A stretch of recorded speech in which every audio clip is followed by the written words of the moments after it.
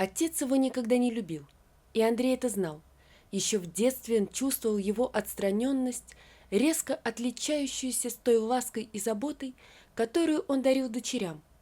Стоило кому-то из сестер получить пятерку, и отец целый вечер только об этом и говорил, а на следующий день приносил отличнице шоколадку или пакет конфет. Если же Андрей получал пятерку, отец лишь кивал, и не каждый раз Андрею доставался хотя бы пакетик карамелек. Старшие сестры дразнили его из-за этого, и только младшая Лиза, всеобщая любимица, втихаря делилась с ним своими сладостями.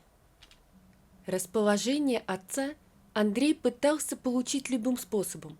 Стоило только отцу заикнуться, что суп, например, недосолен, и он бежал на кухню за солонкой.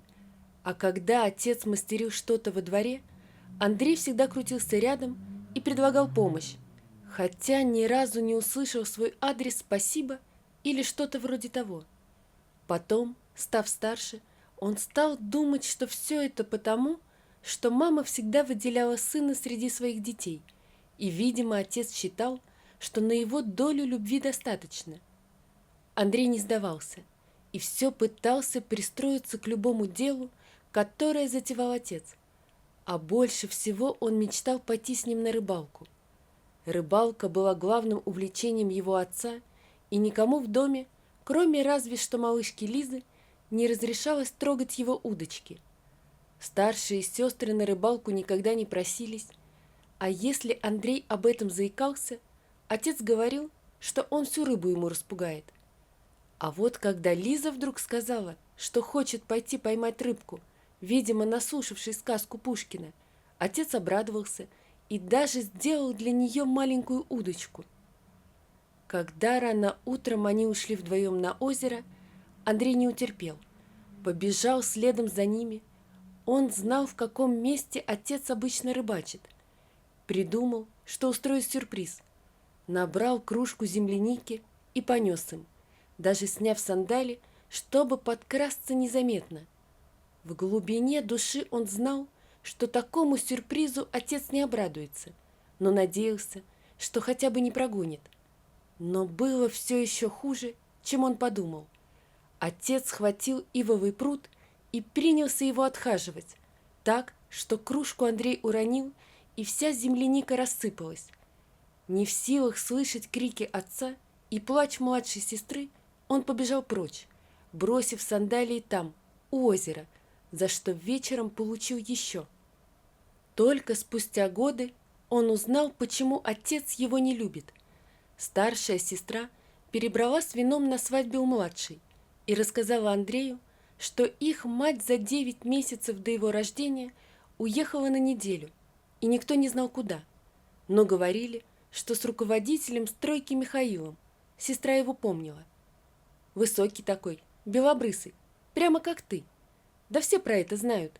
Ты же ни на кого из нас не похож. Это была правда. Мать была смугла и темноглаза, отец тоже был скорее смуглым, при этом невысоким и коренастым.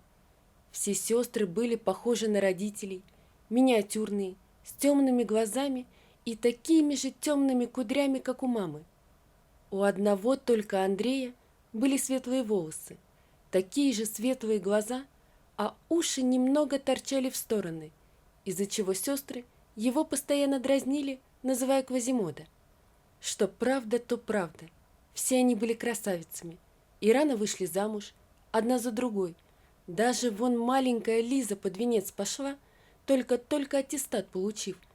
А вот Андрей так и не женился. Еще пока была жива мать, он приводил домой сначала одну девушку, потом другую, и мама с радостью принимала каждую. Но отец с тем же постоянством ставил крест на любой его девушке. Андрей не мог объяснить себе, почему он сразу же терял интерес к каждой из девушек, стоило отцу выразить хоть какое-то недовольство. Хотел заслужить его одобрение, как в детстве? Да вроде нет. Но что-то менялось в нем, словно он начинал смотреть на избранницу глазами отца и видеть в ней те недостатки, которых раньше не замечал. Только раз это не сработало, когда после того, как умерла мама, к ним стала захаживать Светлана, его бывшая одноклассница. В детстве она переболела чем-то, из-за чего осталась хромой, так что в жены ее никто не спешил брать. Жила она с матерью, недалеко от их дома, и раньше Андрей ее не замечал. Но оставшись совсем один, с молчаливым и хмурым отцом, он был ей очень благодарен, что есть хотя бы один человек, с которым можно перекинуться парой фраз. Она приносила им пирожки, жаркое в контейнерах, говоря, что приготовили слишком много, не рассчитали. Но Андрей понимал, что она специально для них приготовила, и это грело ему душу. Да, она не была красавицей, но ее добрая душа значила куда больше. «Зачем тебе эта хромоножка?» По обыкновению ворчал отец. «Убогая, она и есть убогая, и стряпня ее мне не нравится». Но Андрею было все равно. Он уже решил, что женится на этой девушке, даже если отец будет против. «Подожди еще немного», — просил он ее. Он так сдал после похорон, не могу его сейчас бросить. Отец и правда сдал, мигом сгорбился, посидел, хотя в общем-то не был стариком, только 59 ему стукнуло. Но выглядел он так, словно ему лет на 20 больше было. Забросил себя и дом, даже рыбачить перестал. И Андрей никак не решался сказать ему, что женится и будет жить у Светланы. Привезти ее сюда он и не мечтал. Знал, что отец ее еще больше, чем его гнобить будет. Так они и жили, каждый сам по себе, словно чужие люди. Хотя, если верить старшей сестре, такими они и были. Однажды в тишине их опустевшего дома раздался звонок. Отец взял трубку, поговорил с кем-то, то удивляясь, то сомневаясь, но в итоге условился с кем-то и продиктовал их адрес, после чего нехотя сообщил сыну. «Брат мой приехать хочет». Ни про какого брата Андрей никогда не слышал, но спросить по обыкновению не решился. Но, видимо, звонок отца выбил из колеи, и тот принялся рассказывать. Когда мне было 5, мать сбежала из дома с одним прорабом. Я его хорошо запомнил, а вот мать почти и не помню. Она писала мне какое-то время, и если бы не отец, я бы не стал читать эти письма. Но он настаивал, усаживал меня за кухонный стол и зачитывал мне все слово за словом. Потом она перестала писать, но до того успела сообщить, что у меня родился брат. Я даже не знал, как его зовут. Такая откровенность была непривычна для отца. Андрей вообще не мог вспомнить, когда отец с ним так долго разговаривал. «Хочет приехать познакомиться», — хмуро сообщил отец, а потом озадаченно добавил. «Мать умерла. Он не знал ничего про меня, перебирал ее бумаги и что-то там нашел. Ну, как-то так». Сейчас жизнь отца предстала перед Андреем совсем в другом свете. Он знал, что тот рос с мачехой, но почему-то думал, что дед овдовел, и потом повторно женился. А оказывается, вон оно как. И эта его нелюбовь к сыну тоже встраивалась в ту историю, которую Андрей изо всех сил старался забыть. Если мать сбежала со строителем, а потом еще и жена...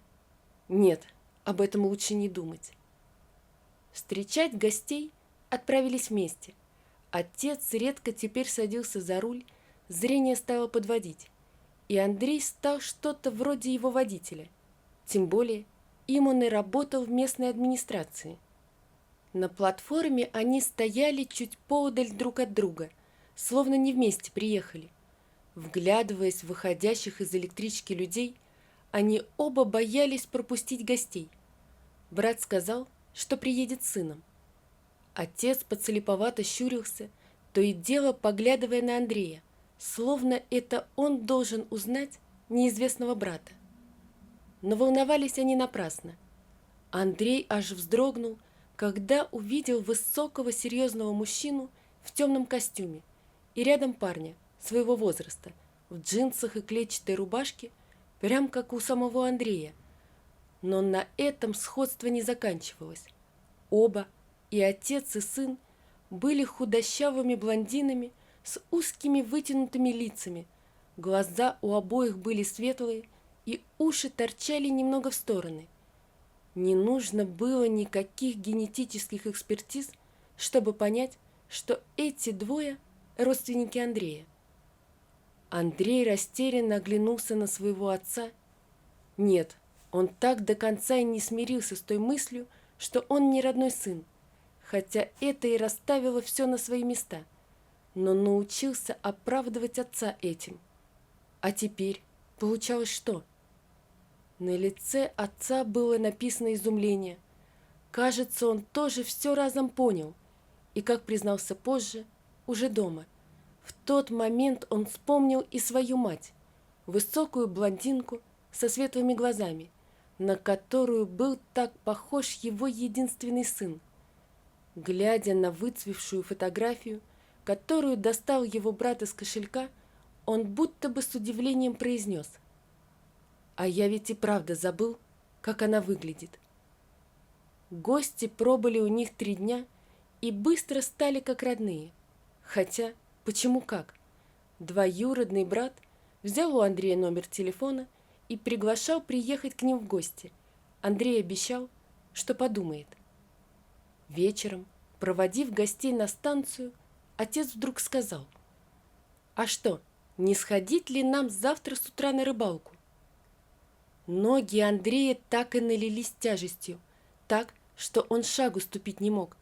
В памяти всплыло то утро, когда он бежал от озера с красными отметинами на руках и ногах, глотая слезы и не замечая, как в голые ступни врезаются острые камни и прутья. И на какой-то миг обида, копившаяся в нем годами, подступила к горлу. Андрей собрался уже сказать: «Что-то не хочется», развернуться и уйти, но тут отец добавил: «Сейчас клев должен быть отличным. Зайдем на обратном пути к твоей Светлане, угостим их рыбкой. Ты как думаешь?» Губы Андрея сами с собой растянулись в улыбке. «Им бы еще забор поправить», — предложил он, совсем покосился. «Поправим», — воодушевился отец. «Что не поправить? А то, смотришь, скоро породнимся». Чтобы скрыть свою радость и смущение, не говоря больше ни слова, Андрей полез на крышу за удочками. Весь вечер они вместе готовили их, проверяя крючки и леску, прям как он и мечтал в детстве. Отец сам накопал червей и поставил будильник, но тот вряд ли понадобился бы. Уснуть в ту ночь Андрей так и не смог. Он пытался представить, как сидит с отцом рядом, смотрит на синюю гладь озера и тихонько о чем-то переговаривается.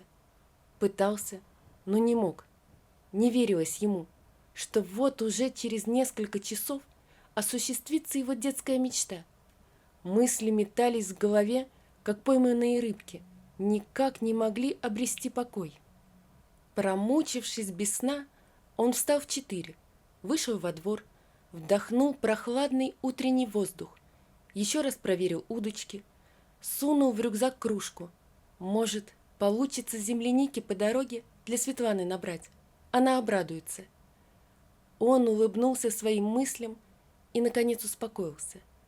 Пошел ставить чайник, дожидаясь, пока прозвенит будильник, и они с отцом, наскоро попив растворимого кофе, пойдут на рыбалку. Вместе. Вот такая история, друзья. Напишите, пожалуйста, что вы думаете об этой истории. Не забудьте подписаться на канал и поставить лайк.